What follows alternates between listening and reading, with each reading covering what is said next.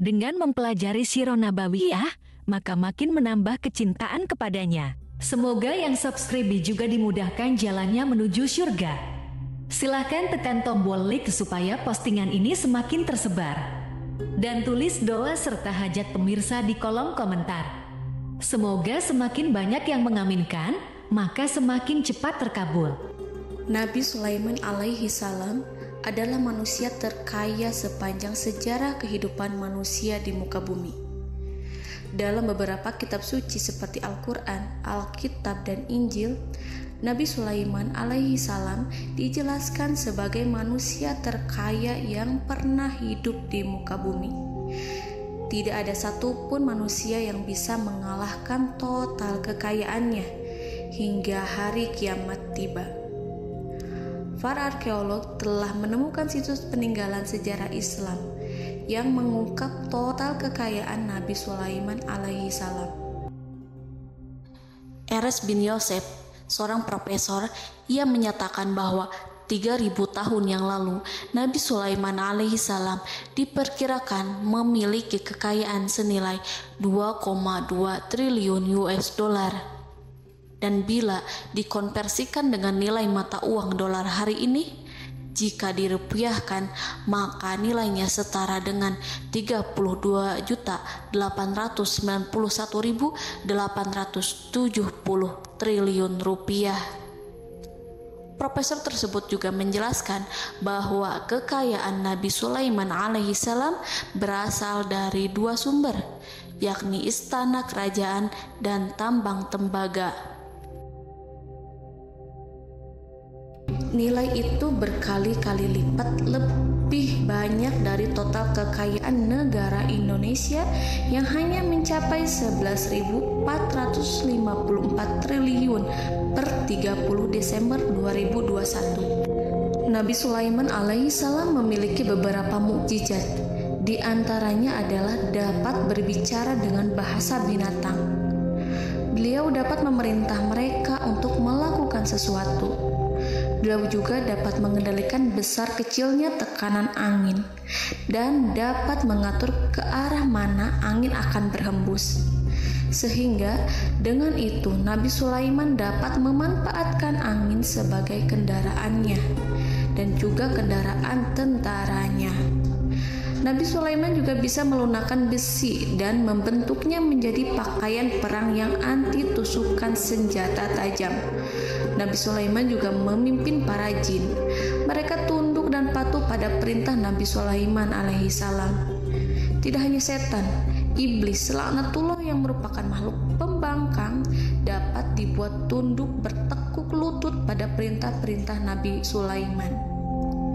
Nabi Sulaiman bisa melakukan teleportasi, yaitu berpindah dari suatu tempat ke tempat yang lain dalam waktu singkat. Peristiwa itu dibuktikan dengan pemindahan singgasana Ratu Balqis atas perintah Nabi Sulaiman. Nabi Sulaiman dikenal sebagai raja yang adil dan bijaksana. Nabi Sulaiman diberkahi kecerdasan yang luar biasa untuk menyatu padukan segenap kekuatan yang Allah berikan kepadanya. Ia mengelola dan membawa kerajaannya menjadi kekuatan raksasa yang tak terkalahkan di masanya dengan segenap kemampuan yang dimilikinya. Tentara Nabi Sulaiman adalah tentara terkuat di bumi tanpa ada yang menandingi. Pertanyaan mendasar yang muncul kali ini adalah dari mana sumber kekayaan dan kekuatan Nabi Sulaiman alaihi salam? Untuk mendapatkan jawaban dari pertanyaan ini, simak video ini sampai selesai. Sebelum itu, mari bantu channel ini terus berkembang dengan cara subscribe dan nyalakan tanda loncengnya. Berikan komentar yang positif dan berikan like serta share video ini. Bismillahirrahmanirrahim. Sungguh kami benar-benar telah menganugerahkan ilmu kepada Daud dan Sulaiman. Keduanya berkata, segala puji bagi Allah yang melebihkan kami dari kebanyakan hamba-hambanya yang mukmin. Sulaiman telah mewarisi Daud dan dia berkata, Wahai manusia, kami telah diajari untuk memahami bahasa burung dan kami dianugerahi segala sesuatu. Sesungguhnya, semua ini benar-benar karunia yang nyata. Quran Surat An-Naml ayat 15-16. Saudara-saudaraku yang dirahmati Allah, pada ayat di atas disebutkan bahwa Sulaiman telah mewarisi Daud. Nabi Sulaiman mewarisi Nabi Daud dalam sisi kenabian dan kekuasaan, bukan mewarisi harta, karena para nabi tidak mewariskan harta. Sebab sepeninggalan mereka, harta para nabi menjadi sedekah bagi orang-orang yang ada di sekitarnya, yaitu orang-orang fakir dan orang-orang yang membutuhkan. Dan harta para nabi tidak dikhususkan bagi kalangan keluarganya. Rasulullah Shallallahu Alaihi Wasallam bersabda, kami para nabi tidak mewariskan. Nabi Sulaiman mewarisi kenabian dari Nabi Daud. Ini adalah hal yang jelas. Allah telah memilihnya sebagai nabi dari Bani Israel. Begitu juga Allah telah memberinya kekuasaan kerajaan sehingga ia menjadi pemimpin Bani Israel. Barangkali sesuatu yang paling penting yang diwarisi oleh Nabi Sulaiman dari Nabi Daud adalah tradisi militer. Kemajuan militer yang dahsyat telah berpindah kepada Nabi Sulaiman. Nabi Daud sebenarnya adalah seorang pengembala kambing yang sangat miskin, tetapi seiring dengan perjalanan waktu, ia menjadi komandan pasukan tiada tanding. Nabi Daud alaihi salam mengetahui bahwa kekuatan hakiki yang mengatur alam semesta adalah kekuatan Allah. Ketika Nabi Daud mengulurkan tangannya dan memegang potongan batu, lalu beliau melemparkannya dengan ketepel ke arah Jalut. Kepala Jalut retak dan ambruk menghantam tanah. Ini sebagai bentuk demonstrasi kekuatan darinya. Kehadiran Nabi Daud mengubah pasukan Bani Israel, di mana mereka sebelumnya lari jika berhadapan dengan musuh. Maka kini keberadaan mereka mulai diperhitungkan di masa hidupnya. Nabi Daud mengalami peperangan yang sangat banyak, tapi Al-Quran tidak menceritakan secara terperinci. Hal itu dikarenakan karena Al-Quran adalah kitab dakwah di jalan Allah, bukan kitab sejarah. Al-Quran hanya menceritakan di dalam Al-Quran surat Shad ayat 20, dan kami kuatkan kerajaannya, kerajaan Daud. Ayat tersebut berarti bahwa Nabi Daud belum terkalahkan dalam peperangan yang diikutinya. Di samping dukungan yang Allah berikan kepadanya, juga pasukan dan rakyatnya, di mana mereka adalah orang-orang yang bertauhid, menyerahkan diri kepada Allah. Allah Subhanahu wa Ta'ala mengajarkan kepada Nabi Daud hal-hal yang menjadikan pasukannya memiliki keistimewaan yang dengannya mereka dapat mengalahkan pasukan-pasukan lain, pasukan-pasukan besar yang ada di bumi pada saat itu. Allah Subhanahu wa Ta'ala berfirman dalam surat Saba ayat 10, dan kami telah melunakkan besi untuknya. Baju besi mungkin akan menjadi masalah dalam benak kita. Ketika orang-orang yang berperang, baju besi cukup mengganggu gerakan mereka. Kita bisa membayangkan ketika ada dua orang berperang, salah satu dapat bergerak bebas, sementara yang lainnya tidak leluasa bergerak karena tertahan dengan pakaiannya. Namun, dengan kekuasaan Allah, Nabi Daud dapat melunakkan besi dan membuat baju besi yang ringan, yang mudah untuk digunakan. Ini adalah kemajuan penting yang Allah berikan kepada Nabi Daud dan tentaranya. Kemajuan itu kemudian diajarkan, diwariskan dan dimiliki oleh Nabi Sulaiman alaihi salam. Nabi Sulaiman memiliki pasukan dahsyat yang melebihi pasukan manapun di bumi saat itu, atau bahkan mungkin saat ini. Bahkan Allah menambahkan karunia-Nya kepada Nabi Sulaiman yang disebutkan dalam Al-Quran surat An-Naml ayat 16. Dan Sulaiman telah mewarisi Daud, dan dia berkata, wahai manusia, kami telah diberi pengertian tentang suara burung, dan kami diberi segala sesuatu. Sesungguhnya, ini benar-benar suatu karunia yang nyata. Saudara-saudaraku yang dirahmati Allah, pada suatu hari Nabi Sulaiman alaihi salam menengadahkan tangannya dan berdoa kepada Allah Subhanahu wa ta'ala.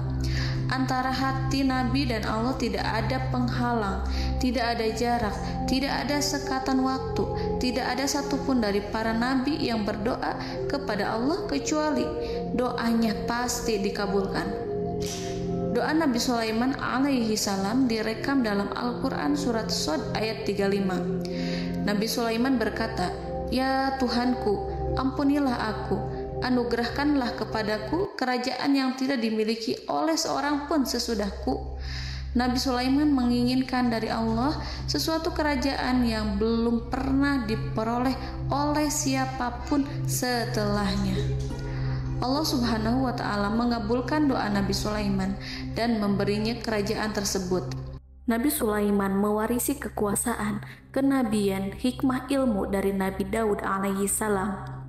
Orang-orang menyebut Nabi Sulaiman Al-Hakim, Sulaiman yang bijaksana.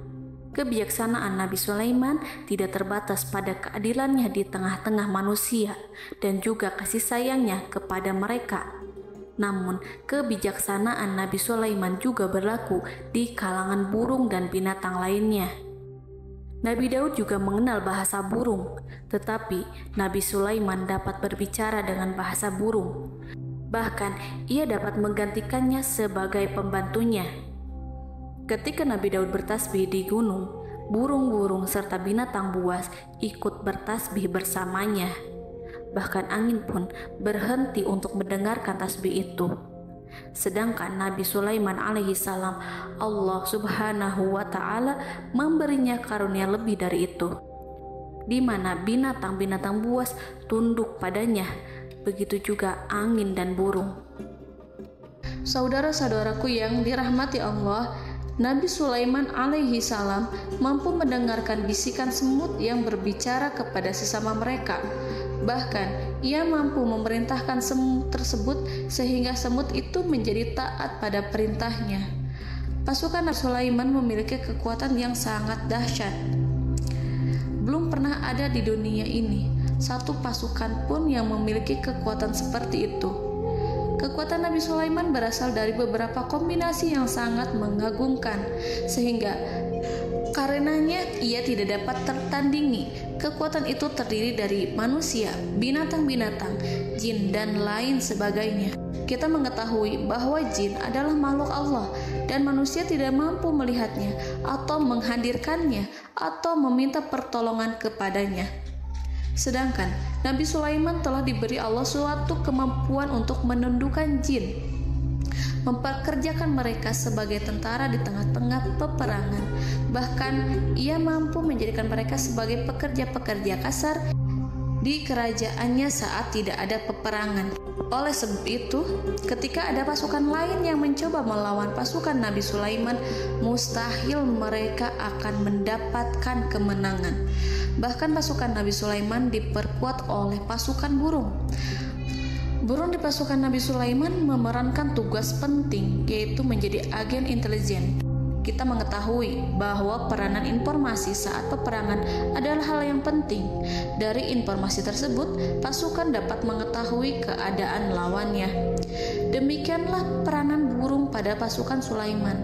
Ia terbang di tengah-tengah musuh.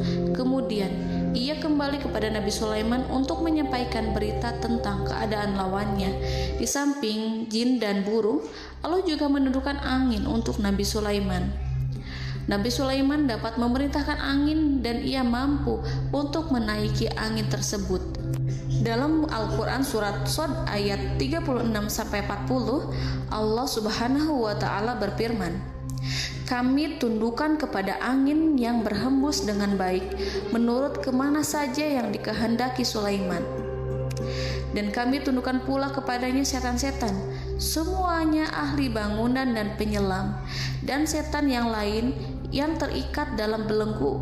Inilah anugerah kami, maka berikanlah kepada orang lain atau tahanlah untuk dirimu tanpa perhitungan, dan sesungguhnya dia mempunyai kedudukan yang dekat pada sisi kami dan tempat kembali yang baik."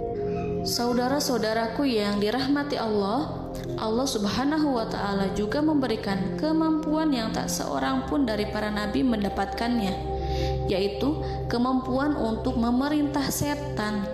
Setan adalah salah satu bagian dari jin. Ia adalah kelompok yang celaka dari bangsa jin. Kelompok ini sebenarnya tidak mampu dikuasai oleh manusia.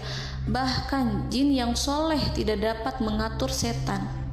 Adapun Nabi Sulaiman, Allah telah memberinya kekuasaan untuk menundukkan setan dan mempekerjakannya, bahkan mengikatnya dengan rantai serta menghukumnya jika ia menentang pada perintahnya.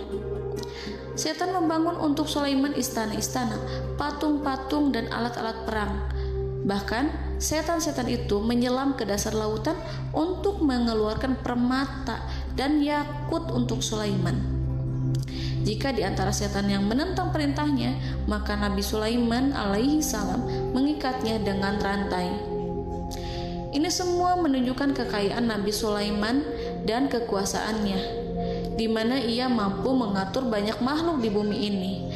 Tentu saja, kemampuan itu semua adalah atas izin dari Allah Subhanahu wa Ta'ala sebagai mukjizat darinya. Allah Subhanahu wa Ta'ala berfirman dalam Al-Quran surat Saba ayat 12, dan sebagian dari jin adalah yang bekerja di hadapannya di bawah kekuasaannya dengan izin Tuhannya, dan siapa yang menyimpang di antara mereka dari perintah kami, maka kami rasakan kepadanya azab neraka yang apinya menyala-nyala. Para jin itu membuat untuk Sulaiman apa yang dikehendakinya, dari gedung-gedung yang tinggi, patung-patung, dan piring-piring yang besarnya seperti kolam, atau periuk yang tetap berada di atas tungku. Saudara-saudaraku yang dirahmati Allah, Nabi Sulaiman yang bijaksana adalah penguasa yang tak tertandingi di muka bumi. Meskipun memperoleh nikmat-nikmat khusus yang agung itu yang Allah berikan kepada Sulaiman, beliau tetap menunjukkan dirinya sebagai manusia yang paling banyak berzikir kepada Allah dan manusia yang paling banyak bersyukur di zamannya. Saudara-saudaraku yang dirahmati Allah, sebagaimana Allah Subhanahu wa Ta'ala memberikan nikmat kepada ayahnya Nabi Daud alaihi salam, di mana ia mampu melunakkan besi dan Allah mengajarinya bagaimana cara mencairkan besi, maka Nabi Sulaiman alaihi salam dapat memanfaatkan tembaga yang cair untuk peperangan.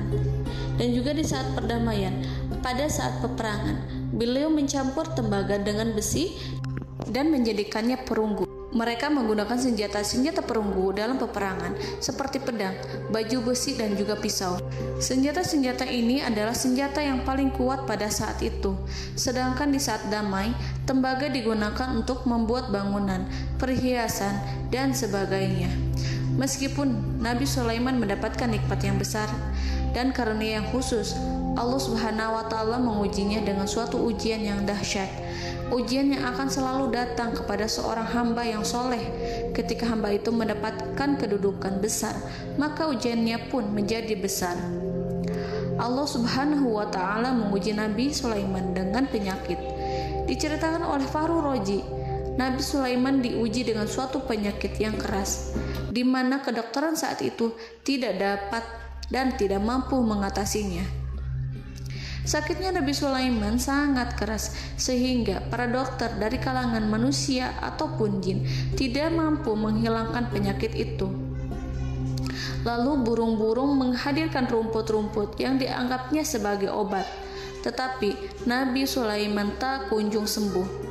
Semakin hari penyakit Nabi Sulaiman semakin menjadi-jadi, sehingga ketika Nabi Sulaiman duduk di atas kursi, ia duduk bagaikan tubuh tanpa roh. Seakan-akan ia mati karena saking keras penyakit yang dideritanya. Sakit yang diderita oleh Nabi Sulaiman alaihi salam berlangsung sangat lama. Namun Nabi Sulaiman tidak henti-hentinya berzikir kepada Allah dan meminta kesembuhan kepadanya, serta selalu beristighfar dan mengungkapkan rasa cinta kepadanya. Selesailah ujian Allah terhadap hambanya Nabi Sulaiman. Beliau pun sembuh Nabi Sulaiman merasakan kembali kesehatannya setelah ia mengetahui segala kejayaan dan segala kekuasaan serta segala kebesarannya tidak lagi mampu menghilangkan penyakit yang dideritanya kecuali jika Allah menghendaki. Saudara-saudaraku yang dirahmati Allah, Nabi Sulaiman telah membangun tempat ibadah, tempat sujud, sehingga manusia menyembah Allah di dalamnya.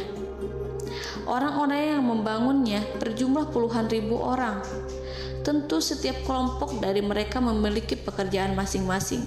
Di antara mereka ada yang mencairkan tembaga, di antara mereka ada yang tukang pahat, ada yang tukang ukir, ada yang membelah batu, ada yang memotong kayu, ada yang mendatangkan rumput-rumput dari Libanon, ada yang mendatangkan emas dan menjadikannya lempengan-lempengan yang mengkilat untuk menutupi kayu serta untuk melapisi dinding-dinding. Bahkan golongan jin pun membantu membangun tempat tersebut, tentu dengan perintah dan bimbingan Nabi Sulaiman. Mereka membuat patung-patung yang besar, membuat bejana yang besar untuk tempat makan para tentara dan pekerja, yaitu bejana seperti gunung. Karena saking berat dan besarnya, mereka juga membuat tempat-tempat minum yang besarnya seperti kolam. Nabi Sulaiman mengawasi para pekerjanya dan juga mengurusi masyarakatnya, di mana beliau mengenali problem mereka dan berusaha memecahkannya. Beliau juga mengawasi pasukan dari kalangan binatang dan burung. Beliau mengetahui apabila ada satu di antara mereka yang tidak datang, kemana ia pergi serta mengapa ia pergi. Nabi Sulaiman menguasai pengetahuan itu semua.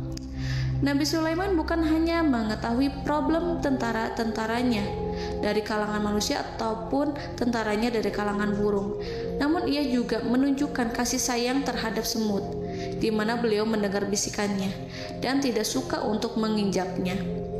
Nabi Sulaiman selalu menundukkan kepalanya ke bumi sebagai bentuk rasa rendah diri dan syukur kepada Allah. Pada suatu hari, Nabi Sulaiman alaihi salam berjalan di depan tentaranya dan tiba-tiba ia mendengar suara semut yang berkata kepada temannya dari kalangan semut. Hal itu terekam dalam Al-Quran surat An-Naml ayat 18-19. Wahai semut-semut, masuklah ke dalam sarang-sarangmu agar kamu tidak terinjak oleh Sulaiman dan tentaranya, sedangkan mereka tidak menyadarinya. Nabi Sulaiman alaihi salam tersenyum mendengar itu dan ia berdoa, "Ya Allah, ya Tuhanku, berilah aku ilham untuk tetap mensyukuri nikmat-Mu yang telah Engkau anugerahkan kepadaku dan kepada kedua orang ibu bapakku, dan untuk mengerjakan amal soleh yang Kau ridhoi, dan masukkanlah aku ke dalam rahmat-Mu, ke dalam golongan hamba-hamba-Mu yang soleh." Saudara-saudaraku yang dirahmati Allah, meskipun Nabi Sulaiman mendapatkan kekuasaan dan memiliki tentara yang besar, namun beliau menunjukkan kasih sayang terhadap bangsa semut. Beliau mendengarkan bisikannya dan melihat semut yang ada di depannya. Oleh karena itu, tak mungkin baginya untuk menginjak golongan semut itu. Nabi Sulaiman bersyukur kepada Allah telah memberinya nikmat, yaitu nikmat rahmat dan kasih sayang. Di samping itu, Nabi Sulaiman alaihi salam adalah orang paling kaya di dunia. Istananya terbuat dari kayu gaharu yang memiliki wangi harum. Istananya terbuat dari emas yang terkadang dari kristal. Beliau juga memiliki kursi besar yang terbuat dari emas dan permata. Istana Nabi Sulaiman merupakan istana yang paling besar di dunia. Nabi Sulaiman menggunakan pakaian dari emas dan permata. Meskipun demikian, Nabi Sulaiman tetap menunjukkan sebagai hamba yang berserah diri dan rendah diri di hadapan Allah Subhanahu wa Ta'ala. Nabi Sulaiman yang merendahkan diri di hadapan Allah, ia selalu sujud kepada Allah sebagaimana ayahnya yang selalu bertasbih pada Allah. Nabi Sulaiman selalu melantunkan lagu-lagu cinta ilahi dan hanya memuji Allah Subhanahu wa Ta'ala. Pada suatu hari, Nabi Sulaiman alaihi salam mengeluarkan perintah kepada pasukannya untuk bersiap-siap. Kemudian Nabi Sulaiman keluar dan memeriksa pasukannya satu demi satu. Kelompok yang pertama adalah kelompok manusia. Nabi Sulaiman memperhatikan kesiapan mereka. Lalu Nabi Sulaiman mengeluarkan perintah-perintah kepada mereka. Kemudian Nabi Sulaiman memeriksa kelompok jin dan menyampaikan perintahnya kepada mereka. Beliau memenjarakan jin yang tampak bermalas-malasan saat bekerja. Lalu beliau memeriksa binatang dan berkata kepada mereka, apakah mereka sudah makan dengan baik? Apakah mereka tidur dengan nyenyak? Apakah ada yang mengadu pada mereka, misalkan karena penyediaan makanan yang tidak layak? Apakah ada di sana yang sakit dan lain sebagainya? Ketika Nabi Sulaiman merasa puas dengan semuanya, Nabi Sulaiman memasuki tenda tempat berkumpulnya para burung. Nabi Sulaiman alaihissalam kemudian memasuki tenda tersebut, mengamati keadaan di sekitarnya, sehingga beliau mengetahui bahwa ada satu burung yang tidak hadir, yaitu burung hudhud. Mengapa aku tidak melihat burung hudhud? Burung-burung yang lain tampak terdiam sebagai penghormatan, dan mereka mendengarkan apa yang akan dikatakan pemimpin mereka. Nabi Sulaiman mengarahkan pandangannya pada semua burung dan tidak menemukan burung hudhud di antara mereka. Tak seekor burung pun yang mengetahui keberadaannya. Burung hudhud absen pada apel wajib kali ini. Nabi Sulaiman mulai menampakkan kemarahannya. Tiba-tiba, seekor burung kecil memberanikan diri untuk berkata kepada Nabi Sulaiman, "Wahai Nabi yang mulia, seharusnya hudhud ada bersamaku kemarin untuk melaksanakan tugas penyelidikan. Ia adalah pemimpin misi itu. Namun, burung hudhud belum datang. Oleh karena itu, aku tidak pergi bersamanya." Burung itu tampak gemetar. Nabi Sulaiman mengetahui bahwa hudhud tidak hadir dan tak seorang pun mengetahui kemana ia pergi. Burung hudhud pergi tanpa izin terlebih dahulu. Dalam keadaan marah, Nabi Sulaiman berkata, "Sungguh aku benar-benar akan mengazabnya dengan azab yang sangat keras atau benar-benar menyembelihnya, kecuali jika ia benar-benar datang kepadaku dengan alasan yang jelas." Kawanan burung-burung mengetahui bahwa Nabi Sulaiman sedang marah dan telah menetapkan untuk menyiksa burung hudhud atau menyembelihnya atau justru memaafkannya dengan syarat ia datang dengan membawa alasan yang dapat menyelamatkannya, atau dengan kata lain, burung hudhud dapat memastikan bahwa ia melaksanakan tugas yang penting. Nabi Sulaiman menunjukkan kemarahan yang besar sehingga siapapun akan merasa takut kepada Nabi Sulaiman yang marah. Nabi Sulaiman kemudian pergi dari tempat burung tersebut. Nabi Sulaiman masih memikirkan keadaan burung hudhud. Seharusnya burung hudhud menjadi bagian penting dari badan intelijen. Apakah ia pergi untuk menyingkap suatu, atau apakah ia pergi hanya untuk bermain-main? Nabi Sulaiman telah memperhatikan dan mengetahui bahwa burung hudhud adalah seekor burung yang cerdik dan juga fasih berbicara. Terkadang Nabi Sulaiman mendapati burung hudhud sedang bermain-main dan menunda-nunda pekerjaannya. Namun ketika Nabi Sulaiman melihatnya, burung hudhud memahami bahwa perbuatannya tidak benar. Oleh karena itu, ia tidak boleh menyampur adukan antara waktu serius dan waktu bermain. Tidak lama setelah itu, burung hudhud tiba di tempat para burung. Burung-burung yang lain berkata kepadanya, "Wahai hudhud, pergilah engkau ke tempat Nabi Sulaiman. Jika ia mengetahui bahwa engkau telah sampai, jiwamu benar-benar terancam." Mendengar itu, burung hudhud segera beranjak. Ia terbang menemui Nabi Sulaiman. Pada waktu itu, Nabi Sulaiman sedang duduk bersama tentaranya yang lain. Burung hudhud berdiri. Ia telah merencanakan untuk memulai pembicaraan dengan Nabi Sulaiman sebelum Nabi Sulaiman bertanya kepadanya kemana dia pergi. Ini sebagai bukti bahwa hudhud telah melaksanakan suatu tugas yang penting. Dalam Al-Quran Surat An-Naml ayat 22, burung hudhud berbicara, "Aku telah mengetahui sesuatu yang kamu belum mengetahuinya, dan kubawa kepadamu dari negeri Saba suatu berita penting yang diyakini seakan-akan burung hudhud hendak berkata, 'Aku adalah hudhud yang miskin, tapi aku mengetahui apa yang tidak engkau ketahui, dan aku telah datang kepadamu dari kerajaan Saba dengan membawa berita yang sangat penting.'" Nabi Sulaiman tampak terdiam menunggu hudhud menyelesaikan kisahnya. Dalam surat An-Naml ayat 23-24, burung hudhud berkata, "Sesungguhnya aku menjumpai seorang wanita yang memerintah mereka. Dia dianugerahi segala sesuatu serta mempunyai singgasana yang besar. Aku mendapati dia dan kaumnya menyembah matahari selain Allah. Dan setan-setan telah menjadikan mereka memandang indah perbuatan-perbuatan mereka, lalu menghalangi mereka dari jalan Allah, sehingga mereka tidak mendapat petunjuk."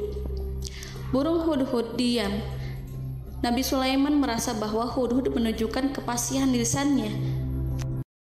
Nabi Sulaiman berkata dalam Quran surat An-Naml ayat 27 sambil menunjukkan senyum manisnya.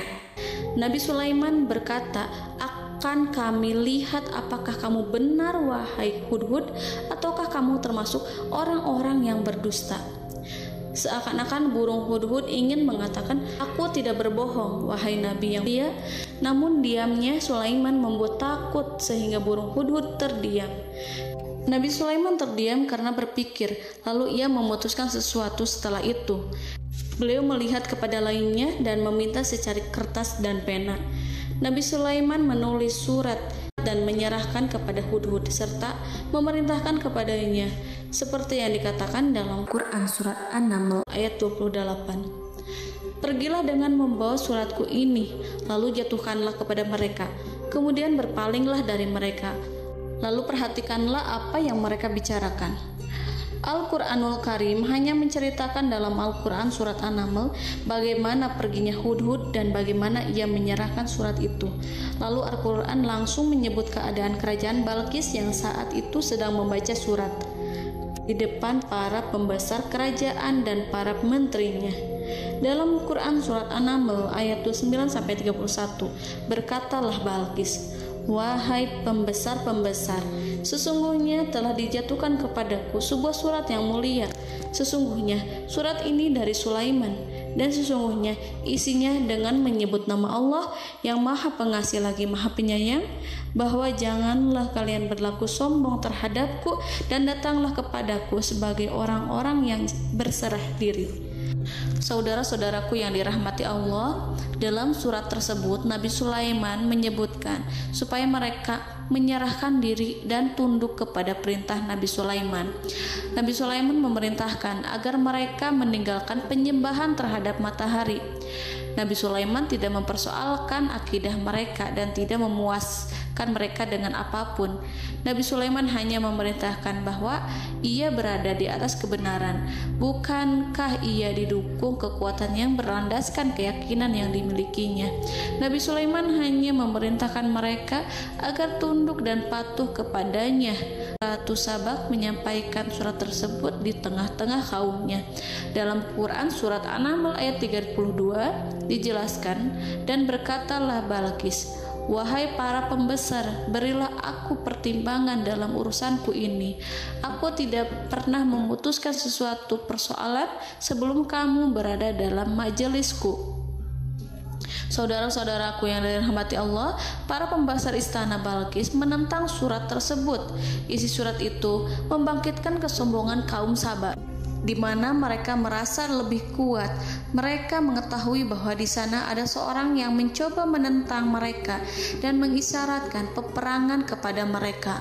Lalu ia meminta kepada mereka untuk memenuhi syarat-syaratnya sebelum terjadinya peperangan dan kekalahan.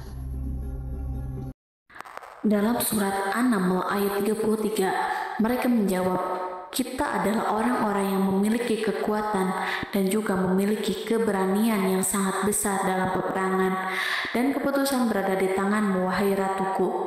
Maka pertimbangkanlah apa yang akan kamu perintahkan." Saudara-saudaraku yang dirahmati Allah, para pembesar kaum Sabak seakan ingin berkata, "Kita siap untuk melaksanakan perang."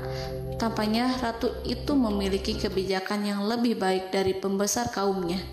Surat Sulaiman itu membuatnya berpikir lebih jernih dan lebih berhati-hati. Ia berusaha sebisa mungkin menghindari peperangan. Ratu itu berpikir dalam tempo yang lama. Nama Sulaiman tidak diketahuinya dan ia pun belum pernah mendengarnya. Oleh karena itu, Ratu kaum Saba tidak mampu mengetahui dan mendeteksi seberapa besar kekuatan Nabi Sulaiman.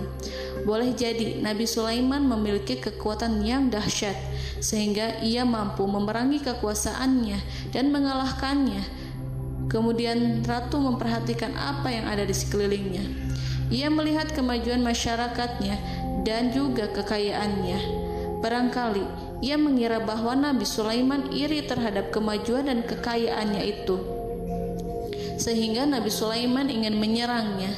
Setelah mempertimbangkan isi surat Nabi Sulaiman dengan cermat, Ratu Saba memilih untuk tidak bersikap ceroboh dan bodoh. Ratu lebih suka untuk menggunakan bahasa kelembutan. Ia mengirim kepada Nabi Sulaiman suatu hadiah yang besar. Ratu mengira bahwa Nabi Sulaiman seorang yang ambisius, yang boleh jadi ia telah mendengar tentang kekayaan kerajaan Saba. Para utusan pergi dengan membawa hadiah dari Ratu Saba. Ratu berharap agar mereka dapat memasuki kerajaan Nabi Sulaiman dan akan mengetahui kondisi kerajaannya. Saat mereka pulang, Ratu ingin mendengar secara langsung dari mereka tentang bagaimana keadaan kaum Nabi Sulaiman dan pasukannya. Setelah mendapatkan informasi yang cukup, maka Ratu Balkis dapat membuat sesuatu keputusan yang tepat. Ratu menyembunyikan apa yang terlintas dalam pikirannya, lalu ia berbicara kepada pembesar istananya bahwa ia dapat menyingkap niat jahat Raja Sulaiman melalui cara mengirimkan hadiah kepadanya. Ratu lebih memilih cara tersebut dan menunggu reaksi dari Nabi Sulaiman. Ratu berhasil memuaskan para pembesar istana, dan untuk sementara ia menghilangkan ide untuk berperang. Karena para raja jika menyerang suatu desa, maka pemimpin desa tersebut adalah orang yang paling banyak mendapatkan kehinaan. Akhirnya, para pembesar kaumnya merasa puas dengan pikiran Ratu Balkis. Saudara-saudaraku yang dirahmati Allah, dalam surat An-Naml ayat 34-35 dijelaskan, Ratu Balkis berkata, "Sesungguhnya raja-raja apabila memasuki suatu negeri, niscaya mereka akan membinasakannya dan menjadikan penduduknya yang mulia menjadi hina, dan demikian pula lah yang akan mereka perbuat. Dan sesungguhnya aku akan mengirim utusan kepada mereka dengan membawa hadiah, dan aku akan menunggu apa yang akan dibawa kembali oleh utusan itu." Kemudian sampailah hadiah dari Ratu Balkis kepada Nabi Sulaiman. Para intelijen Nabi Sulaiman memberitahunya bahwa utusan Balkis datang dengan membawa hadiah. Nabi Sulaiman langsung mengetahui bahwa Ratu Balkis itu sengaja mengirim orang-orangnya untuk mengetahui atau untuk mendapatkan informasi tentang kekuatannya. Lalu setelah itu ia akan mengambil keputusan atau mengambil sikap kepada kerajaan Sulaiman. Nabi Sulaiman segera memanggil semua pasukannya untuk berkumpul. Utusan Balkis segera memasuki istana Nabi yang dipenuhi dengan pasukan yang besar bersenjata. Melihat itu, utusan Ratu Balkis tercengang dan terkejut ketika mereka melihat kekayaan yang mereka bawa tidak ada apa-apanya dibandingkan dengan kerajaan Nabi Sulaiman. Hadiah mereka tampak tidak berarti. Emas yang mereka bawa tampak tidak memiliki makna saat mereka memasuki istana Nabi Sulaiman yang terbuat dari kayu-kayu pohon gaharu yang mengeluarkan bau yang harum serta dihiasi dengan emas permata. Para utusan Ratu Balkis berdiri bersama Nabi Sulaiman dan menyaksikan bagaimana Nabi Sulaiman mengendalikan pasukannya. Kemudian mereka mulai berpikir tentang kekuatan dan kualitas pasukan Nabi Sulaiman. Betapa kagetnya mereka ketika melihat di tengah-tengah pasukan itu terdapat singa, burung, dan tentara dari kalangan manusia yang mampu terbang. Mereka pun sadar bahwa mereka di hadapan pasukan yang tiada tandingannya. Selesailah demonstrasi pasukan Nabi Sulaiman. Kemudian para utusan ratu dipersilahkan maju ke tempat hidangan makanan. Para utusan itu sangat terkejut ketika melihat berbagai macam makanan dari penjuru dunia ada di depannya. Dan di antara makanan itu terdapat pula makanan yang biasa ditemukan di negeri mereka. Tetapi mereka melihat bahwa makanan itu memiliki rasa yang lebih istimewa. Selain itu, Piring-piring yang ada di terbuat dari emas, dan mereka dilayani oleh laki-laki yang berhias dengan emas.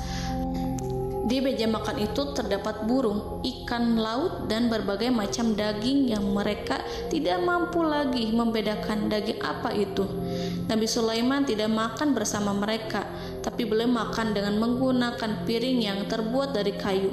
Beliau memakan roti yang kering yang dicampur dengan minyak. Inilah makanan yang dipilih Nabi Sulaiman. Makan bersama mereka dalam keadaan diam, mereka merasa kehadiran Nabi Sulaiman menciptakan suatu wibawa yang luar biasa. Selesai perjamuan itu, lalu dengan sangat malu mereka menyerahkan hadiah dari Ratu Balqis kepada Nabi Sulaiman. Hadiah itu berupa emas yang bagi mereka hadiah itu sangat bernilai tinggi. Tapi di sini hadiah itu tampak kecil di hadapan kekayaan Nabi Sulaiman yang sangat mengagumkan. Nabi Sulaiman memperhatikan hadiah dari Ratu Balqis itu dan berkata dalam Quran surat An-Naml ayat 36, "Maka apa yang diberikan Allah kepadaku lebih baik daripada apa yang diberikannya kepadamu, tetapi kamu merasa bangga dengan hadiahmu." Raja Sulaiman menyingkap dengan kata-katanya yang singkat itu penolakannya terhadap hadiah mereka. Ia memberitahu utusan itu bahwa ia tidak menerima hadiah tersebut. Ia tidak merasa puas dengan hadiah itu. Yang membuatnya puas hanyalah, "Janganlah kalian berlaku sombong terhadapku, dan datanglah kepadaku sebagai orang-orang yang berserah diri." Lalu Nabi Sulaiman berkata kepada mereka dengan pelan. Hal itu diabadikan dalam Quran surat An-Naml ayat 37. "Kembalilah kepada mereka. Kami akan mendatangi mereka dengan bala tentara yang mereka tidak kuasa melawannya, dan pasti kami akan mengusir mereka dari negeri itu, yaitu negeri Saba, dengan terhina, dan mereka akan menjadi tawanan-tawanan yang hina." Saudara-saudaraku yang dirahmati Allah, Nabi Sulaiman kemudian meninggalkan para utusan ratu setelah terlebih dahulu mengancam mereka. Para utusan itu berharap agar Nabi Sulaiman mau menunggu kunjungan Ratu Balqis yang akan membawa misi perdamaian. Akhirnya sampailah para utusan Ratu Balqis ke negeri Saba. Mereka segera menuju istana sang ratu. Mereka memberitahu bahwa negeri mereka sedang ada di ujung tanduk. Mereka menceritakan kepada ratu tentang kekuatan Nabi Sulaiman dan tidak mungkin bagi mereka mampu melawannya. Mereka meyakinkan Ratu Balqis bahwa ia harus mengunjunginya dan melihat sendiri bagaimana kebesaran kerajaan Nabi Sulaiman. Kemudian ratu menyiapkan dirinya untuk pergi menuju kerajaan Nabi Sulaiman. Nabi Sulaiman duduk di kursi kerajaan di tengah para pembesarnya dan para menterinya serta para komandan pasukannya. Beliau berpikir tentang sosok Ratu Balqis. Nabi Sulaiman mengetahui bahwa Ratu Balqis menuju tempatnya. Balqis dikelilingi rasa takut. Nabi Sulaiman berpikir sejenak tentang bagaimana matahari disembah. Ia memikirkan bagaimana informasi yang diterima oleh intelijennya tentang kemajuan kerajaan Balqis dalam bidang kesenian dan ilmu pengetahuan. Nabi Sulaiman bertanya kepada dirinya sendiri, apakah kemajuan menjadi penghalang untuk mengetahui kebenaran? Apakah ratu itu senang dengan kekuatan yang dicapainya? Dan ia membayangkan bahwa kekuatannya adalah segalanya. Dengan kemajuan yang dimilikinya, Nabi Sulaiman ingin membuat kejutan agar ratu mengetahui bahwa Islam yang diyakini oleh Nabi Sulaiman adalah satu-satunya yang mampu mendatangkan kemajuan dan kekuatan yang hakiki, sehingga ia dapat membandingkan antara keyakinannya dalam menyembah matahari beserta kemajuan yang dicapainya dengan keyakinan Nabi Sulaiman beserta kemajuan yang diraihnya. Saudara-saudaraku yang dirahmati Allah, para mata-mata Nabi Sulaiman telah memberitahunya bahwa hal yang sangat disegani dan dikagumi oleh kaum Balkis adalah kerajaan Saba, yaitu singgasana Ratu Balkis. Singgasana itu terbuat dari emas dan batu delima. Singgasana tersebut dijaga oleh penjaga yang sangat disiplin, di mana mereka tidak pernah lalai sedikit pun. Oleh karena itu, sangat tepat apabila Nabi Sulaiman menghadirkan singgasananya di sini, di kerajaannya, sehingga ketika ratu tiba, maka ia dapat duduk di atasnya. Nabi Sulaiman ingin membuat kejutan kepadanya dan menunjukkan bahwa kemampuannya tersebut yang berlandaskan pada keislaman. Nabi Sulaiman melakukan yang demikian itu dengan harapan agar si ratu tunduk kepadanya. Ide itu terlintas dalam diri Nabi Sulaiman. Lalu ia mengangkat kepalanya dan menoleh kepada anak buahnya. Hal itu diabadikan dalam Quran surat An-Naml ayat 38. Wahai para pembesar, siapakah di antara kamu sekalian yang sanggup membawa singgasananya kepadaku sebelum mereka datang kepadaku sebagai orang-orang yang berserah diri? Saudara-saudaraku, perhatikanlah ungkapan pikiran Nabi Sulaiman tersebut. Semua pemikirannya berkisar tentang keislaman, para penyembah matahari, tentang bagaimana beliau dapat memberikan petunjuk kepada mereka di jalan Allah. Yang pertama menjawab pertanyaan Nabi Sulaiman adalah jin Ifrit. Dalam Quran surat An-Naml ayat 39, berkatalah Ifrit yang cerdik dari golongan jin, aku akan datang kepadamu dengan membawa singgasana itu sebelum kamu berdiri dari tempat dudukmu. Sesungguhnya aku benar-benar kuat untuk membawanya, lagi dapat dipercaya. Nabi Sulaiman berdiri dari tempat duduknya setelah 1 atau 2 jam. Jin itu berjanji kepadanya untuk menghadirkan singgasana Balkis sebelum itu. Istana Nabi Sulaiman di Palestina, sedangkan istana Balkis terletak di Yaman. Antara singgasana tersebut dengan singgasana Nabi Sulaiman berjarak lebih dari ribuan mil. Barangkali pesawat yang cepat sekalipun yang kita kenal hari ini tidak akan mampu membawa dan mendatangkan istana itu dalam waktu 1 jam. Tetapi masalahnya di sini berhubung dengan kekuatan jin yang serba misterius, Nabi Sulaiman tidak mengomentari sedikit pun terhadap apa yang dikatakan oleh Ifrit. Nabi Sulaiman tampak menunggu tanggapan dari yang lain yang mampu menghadirkan singgasana Balkis yang lebih cepat dari jin Ifrit. Nabi Sulaiman menoleh kepada seorang di sana yang duduk di atas naungan. Hal itu diceritakan dalam Quran surat An-Naml ayat 40. Berkatalah seorang yang mempunyai ilmu dari Alkitab, aku akan membawa singgasana itu kepadamu sebelum matamu berkedip. Maka tatkala Sulaiman melihat singgasana itu terletak di hadapannya, ia pun berkata, ini termasuk karunia Tuhanku untuk memuji aku. Apakah aku akan bersyukur atau mengingkari nikmatnya? Dan barang siapa yang bersyukur, maka sesungguhnya dia bersyukur untuk kebaikan dirinya sendiri. Dan barang siapa yang ingkar, maka sesungguhnya Tuhanku maha kaya lagi maha mulia. Saudara-saudaraku, belum lama seorang yang mempunyai ilmu dari Alkitab menyatakan kalimatnya, sehingga singgasana itu tiba-tiba ada di depan Nabi Sulaiman yang mampu menghadirkan singgasana itu lebih cepat dari kedipan mata. Al-Quranul Karim tidak menyingkap kepribadian seorang yang menghadirkan singgasana itu. Al-Quran hanya menggarisi bahwa orang itu mempunyai ilmu dari Alkitab. Al-Quran tidak menjelaskan kepada kita apakah ia seorang malaikat ataukah manusia ataukah jin. Al-Quran sengaja tidak menyingkap informasi tersebut. Saudara-saudaraku yang dirahmati Allah, setelah melihat singgasana itu, Nabi Sulaiman bersyukur kepada Allah. Ia mulai memperhatikan singgasana sang ratu. Singgasana tersebut merupakan simbol pembangunan dan juga kemajuan. Tetapi tampaknya ia hanya sesuatu yang biasa saja jika dibandingkan dengan kekuasaan dan kebesaran ciptaan yang dibuat oleh manusia, jin di kalangan istana Nabi Sulaiman. Nabi Sulaiman memikirkan dalam tempo yang lama singgasana Ratu Balkis itu.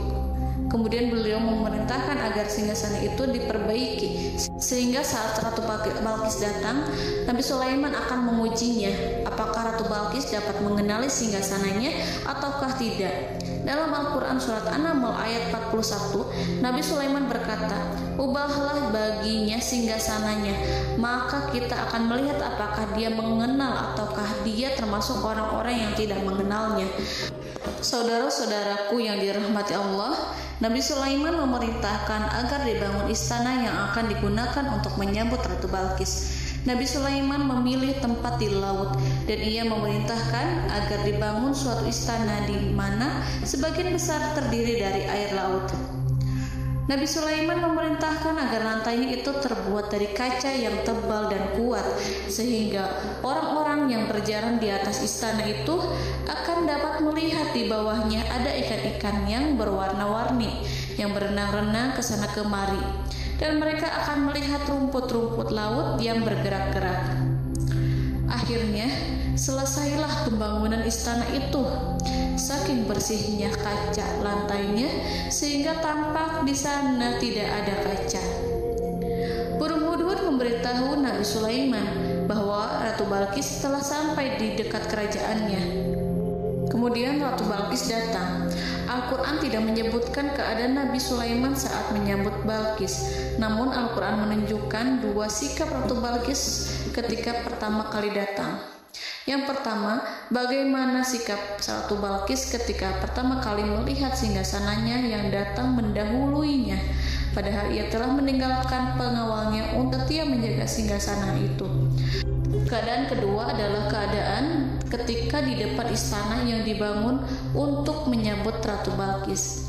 Istana itu penuh dengan permata dan banyak ikan berenang di bawahnya. Dalam Quran surat An-Naml ayat 42 dijelaskan, dan ketika Balkis datang, ditanyakanlah kepadanya, "Serupa inikah singgasanamu?" Balkis menjawab, "Seakan-akan singgasana ini adalah singgasanaku. Kami telah diberi pengetahuan sebelumnya dan kami adalah orang-orang yang berserah diri." Saudara-saudaraku, pada dialek di atas, Balkis melihat singgasananya dan ia tercengang saat mengetahui bahwa itu adalah singgasana miliknya. Namun kemudian ia mulai ragu karena melihat tidak sepenuhnya itu singgasana miliknya. Jika itu benar-benar miliknya, lalu bagaimana ia datang mendahuluinya? Dan bila bukan singgasananya, maka bagaimana Sulaiman dapat meniru sepersis dan seteliti itu? Padahal Sulaiman tidak pernah sekalipun ke kerajaannya. Nabi Sulaiman berkata saat melihat Balkis mengamati singgasananya, "Apakah ini singgasanamu?" Balkis terlihat sangat kebingungan, namun setelah itu ia menjawab, "Sepertinya benar." Nabi Sulaiman berkata, "Kami telah diberi ilmu sebelumnya dan kami sebagai orang-orang muslim." Saudaraku yang dirahmati Allah, melalui pertanyaan Nabi Sulaiman ingin mengisyaratkan kepada Balkis agar ia membandingkan antara keyakinannya beserta ilmu yang dicapainya dengan keyakinan Nabi Sulaiman yang muslim beserta pengetahuan yang telah diraihnya. Penyembahan terhadap matahari dan pencapaian ilmu yang dicapai oleh Ratu Balkis tanpa tidak ada apa-apanya dibandingkan dengan ilmu Nabi Sulaiman dan keislamannya. Nabi Sulaiman telah mendahuluinya dalam bidang ilmu karena keislamannya. Karena itu, sangat mudah baginya untuk mengungguli Balkis dalam ilmu-ilmu yang lainnya. Demikianlah yang disyaratkan dalam pertanyaan Nabi Sulaiman kepada Ratu Balkis. Ratu Saba itu mengetahui bahwa ini adalah singgasananya, di mana singgasana itu datang lebih dahulu daripada dirinya. Beberapa bagian darinya telah diubah saat Balkis masih di perjalanan menuju ke tempat Nabi Sulaiman. Ia berpikir kemampuan apa yang dimiliki Nabi Sulaiman. Ratu Balkis tercengang melihat apa yang disaksikannya, yang berupa buah dari keimanan Nabi Sulaiman dan hubungannya dengan Allah Subhanahu wa Ta'ala. Sebagaimana Balkis juga tercengang ketika melihat kemajuan di bidang ilmu pembangunan, seni, dan ilmu-ilmu yang lainnya. Maka ia tidak lebih kagum lagi saat melihat hubungan yang kuat antara keislaman Nabi Sulaiman dengan ilmunya, serta kemajuan yang diraihnya. Dalam Al-Quran surat An-Naml ayat 43 dijelaskan, dan apa yang disembahnya selama ini selain Allah mencegahnya untuk melahirkan keislamannya, karena sesungguhnya ia terdahulu termasuk orang-orang yang kafir. Saudara-saudaraku yang dirahmati Allah, bergoncanglah dalam benak Balqis ribuan hal ketika melihat keyakinan kaumnya runtuh di hadapan Nabi Sulaiman. Ia menyadari matahari yang disembahnya hanya merupakan ciptaan Allah, dan Allah lah yang menggerakkannya untuk hamba-hambanya. Lalu terbitlah matahari kebenaran dalam dirinya. Hatinya diterangi oleh cahaya baru yang tidak akan tenggelam seperti tenggelamnya matahari. Masa keislamannya hanya menunggu waktu. Ratu Balqis memilih waktu yang tepat untuk mengumumkan keislamannya. Allah Subhanahu wa Ta'ala berfirman dalam Quran surat An-Naml ayat 44. Dikatakan kepadanya, masuklah ke dalam istana. Maka tatkala ia melihat lantai istana itu, dikiranya kolam air yang besar dan disingkapnya 2 betisnya. Berkatalah Sulaiman, sesungguhnya ia adalah istana licin yang terbuat dari kaca.